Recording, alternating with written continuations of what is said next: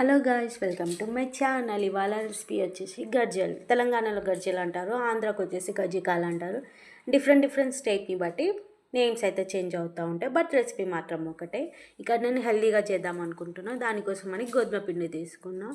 అందులో కొద్దిగా గీ వేసేసి ఇట్లా ఉండగట్టేలాగా చూసుకోవాలి. ఉండగట్టినాక కొద్దిగా వాటర్ వేసుకుంటే చపాతీ పిండిలాగా కలిపేసుకొని రెస్ట్ మోల్డ్కి ఇచ్చేయాలి. ఒక 20 మినిట్స్ అయితే రెస్ట్ ఇవ్వాలన్నమాట.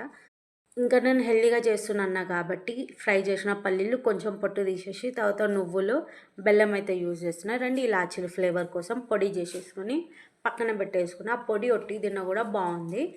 తర్వాత కొద్దిగా పిండి తీసేసుకొని చిన్న చపాతీలాగా అయితే చేసుకోవాలన్నమాట, వీడియోలో చూపిస్తున్నట్టు. మోస్ట్లీ మా సైడ్ వచ్చేసి మెచ్యూర్ ఫంక్షన్ లేదా పెళ్లి సారీ అప్పుడైతే గర్జలు చేస్తారని నార్మల్గా చేసుకోవడం చాలా రేర్. సో నేనైతే ఇవాళ నాకు తినాలనిపించింది, ఒకసారి ట్రై చేద్దామని అయితే ఇంట్లో చేసా. సో నేను దీని కింద పెట్టి చూపిస్తాను. స్టఫింగ్ అయితే పూరిలాగా చేసినాక స్టఫింగ్ మధ్యలో పెట్టేసి చుట్టుముట్టు వాటర్ పెట్టాలి. కొంతమంది అంటే క్లాత్తో పెడతారు, కొద్దిమంది మైదా పిండి ఇంకా వాటర్ కలిపి కూడా పెడతారు.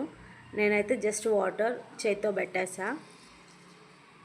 చుట్టుముట్టు మొత్తం వాటర్ పెట్టేసిన తర్వాత దాన్ని ఫోల్డ్ చేసుకోవాలి. ఫోల్డ్ చేసేసుకొని ప్రెస్ చేయాలన్నమాట. ప్రెస్ చేయకపోతే లోపల నుంచి స్టఫింగ్ అనేది బయటకు వచ్చేస్తుంది, ఆయిల్లో పడిపోతుంది. సో అందుకని మంచిగా ప్రెస్ చేసుకోవాలి. ప్రెస్ చేసేసుకుని ఇట్లా కొన్ని రెడీ చేసుకున్న తర్వాత ఆయిల్ వేడి చేయాలన్నమాట. కడాయి పెట్టేసుకొని ఆయిల్ వేసుకోవాలి. ఆయిల్ హీట్ అయినాక ఒక్కొక్కటి వేయాలి.